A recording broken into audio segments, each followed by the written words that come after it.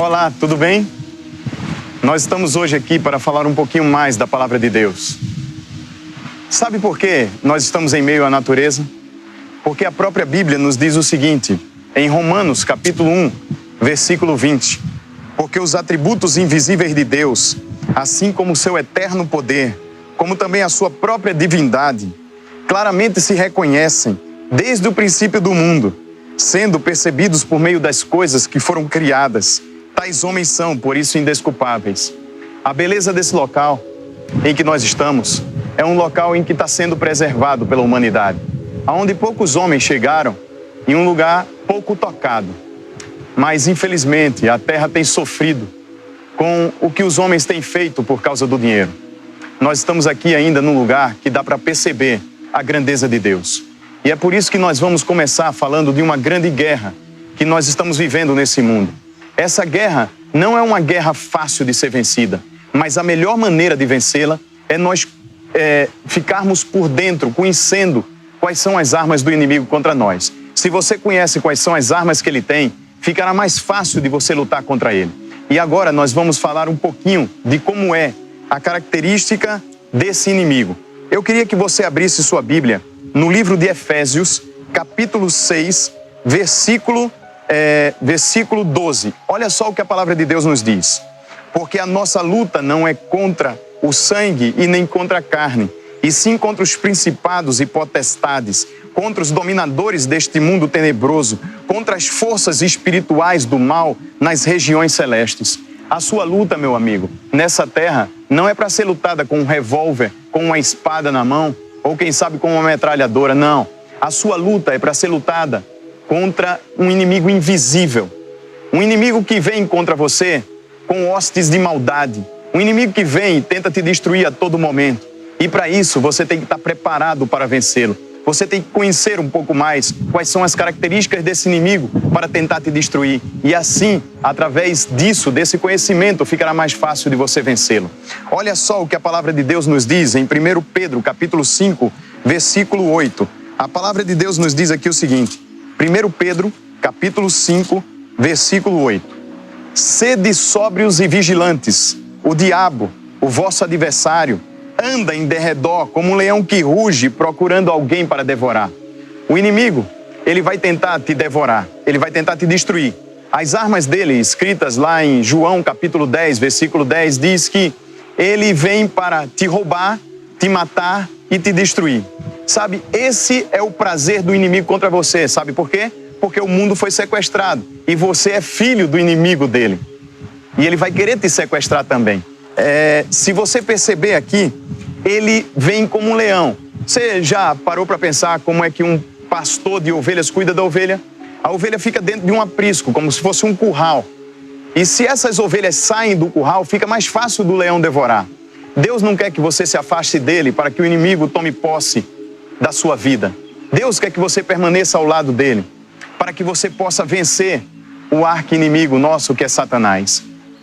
Eu queria falar para você agora qual é a primeira arma do inimigo, do dragão contra você.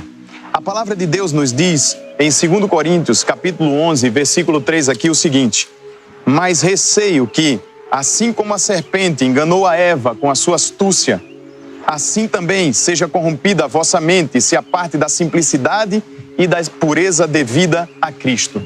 Assim como a serpente enganou a Eva, a serpente continua enganando ainda hoje a todos nós. Às vezes você pensa, o que é que eu tenho a ver com a culpa de Eva? O que é que eu tenho a ver com a culpa de Adão? Você tem a ver, porque você continua caindo nesse mesmo pecado. Mesmo nós sabendo tudo que Eva passou, nós continuamos caindo. Vou citar aqui um exemplo. A Bíblia nos diz, em Gênesis capítulo 3, verso 4, que a serpente chegou para Eva e disse, eu vou te tornar, Eva, conhecedora do bem e do mal, igual Deus é. Só que Eva esqueceu que no capítulo 1, versículo 27 de Gênesis, o homem e a mulher já haviam sido criados à imagem e semelhança de Deus. Quando a serpente nos oferece alguma coisa, quando o inimigo nos oferece alguma coisa, não é nada mais, nada menos do que aquilo que nós já temos. Por exemplo, você é feliz e não sabe. O inimigo chega para você e diz, ó, tá vendo? Eu vou te dar felicidade. Através de quê? Das drogas, por exemplo. E aí você se torna um drogado e você vê que antes você era feliz e que agora você se tornou infeliz. O inimigo chega para você e diz: eu vou te dar felicidade através da vingança. E você vai lá e se vinga. E você vê que antes você era feliz e que agora se tornou infeliz, porque a vingança pertence a Deus. Sabe, o inimigo chega para você, pai de família, com 3 filhos em casa, com a sua esposa, e diz assim: você está infeliz nesse casamento. Eu vou te dar uma mulher mais nova, mais bonita, sabe, mais atraente. E lá no seu trabalho você fica encantado por uma menina bem mais nova e ali você tem uma relação sexual com ela. E você percebe que antes você era feliz com a sua família e que agora você não é mais. O inimigo, ele só te oferece aquilo que você já tem. O inimigo, ele não nos dá nada, porque a única coisa que ele quer fazer na tua vida e na minha vida é nos roubar, nos matar, nos destruir. Eu queria convidar você agora a conhecer a segunda arma do dragão. Deixe-me lhe apresentar a segunda arma do dragão.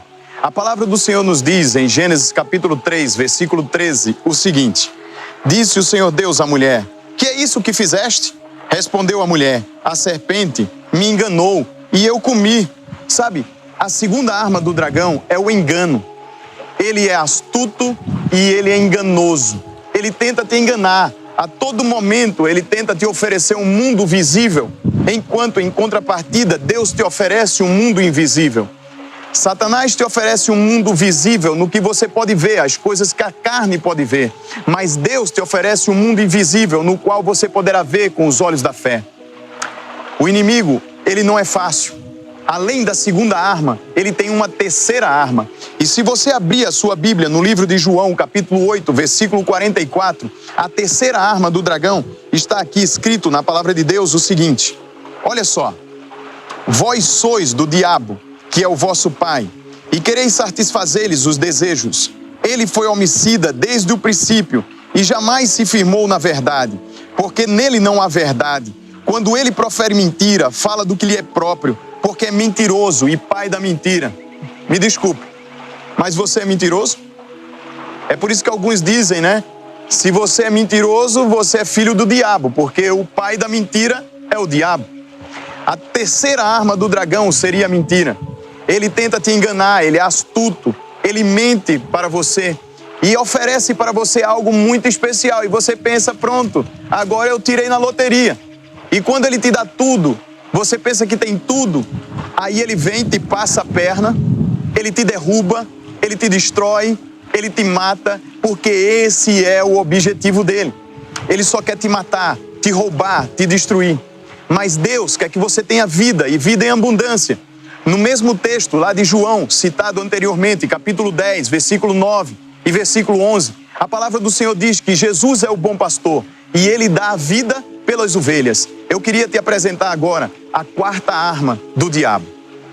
A quarta arma do dragão está escrita em Apocalipse capítulo 12, versículo 17. Olha o que a palavra do Senhor nos diz: irou-se o dragão contra a mulher e foi pelejar com o restante da sua descendência, os que guardam os mandamentos de Deus e têm o testemunho de Jesus, e se pôs em pé sobre a areia do mar. Quando o inimigo não consegue te destruir com a astúcia, com o engano, com uma mentira, ele parte para a quarta arma dele. Ele vai tentar te destruir através de uma perseguição acirrada contra você. Ele vai tentar te desanimar, ele vai tentar te desmotivar, ele vai tentar te derrubar de alguma maneira.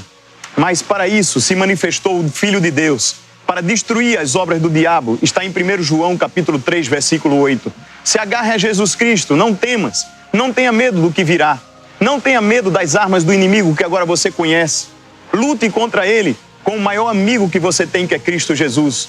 Sabe, eu não sei o que você está passando na sua casa. Eu não sei quais são as dificuldades que você tem enfrentado. Eu não sei se você hoje está vivendo um dilema dentro de casa, de se separa ou não separa do marido. Se você tem um filho que não está andando mais nos caminhos do Senhor, que não te obedece mais. Eu não sei se você está passando por uma dificuldade de saúde ou financeira. Mas eu sei de uma coisa, que se você se agarrar a Jesus, quebrantar seu coração, colocar-se ao lado dele, ele estará disponibilizado para te ajudar. Ele vai se disponibilizar para ajudar você. Sabe, Jesus, ele te ama muito. Ele não promete que nesse mundo você não vai passar por dificuldades, mas ele promete que em meio às dificuldades que você passar, ele estará aí juntinho de você. Jesus, Ele promete que em meio às tempestades, Ele estará do teu lado para te acudir e fazer o vento parar. Faça uma experiência. Clame por Cristo. Fale com Deus. Diga: Senhor, eu estou aqui. Eu não aguento mais. Eu preciso sair dessa. E se você está feliz, meu amigo, agradeça a Deus por isso. Porque Ele, o Criador dos céus e da terra e de tudo que há, foi Ele que te deu a bênção de você estar feliz hoje. Agradeça a Ele por isso. Seja uma pessoa de coração dado a Cristo. Que Deus te abençoe. Eu quero orar agora com você. Vamos orar então? Oremos. Querido Deus e Pai que está no céu, muito obrigado por mais uma lição através da Bíblia. Que possamos estar preparados para essa grande guerra, em nome de Jesus. Amém. Não se esqueça para onde nós estamos indo. E agora fique com o cantor e compositor Rodrigo Wegner cantando Confiarei. Confie no Senhor.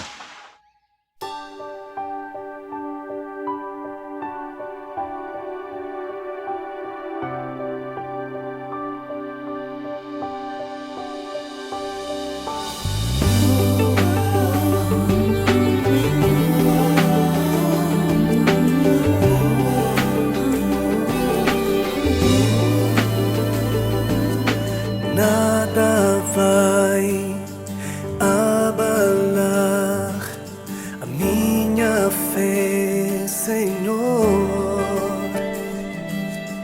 Nem a chuva, nem os ventos vão me separar de ti.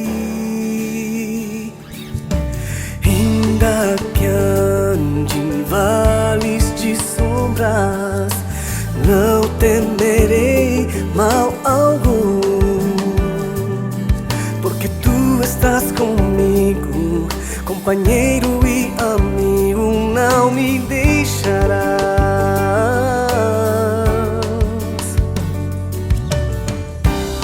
Eu creio em tuas promessas, que me farás descansar. Pastor, e nada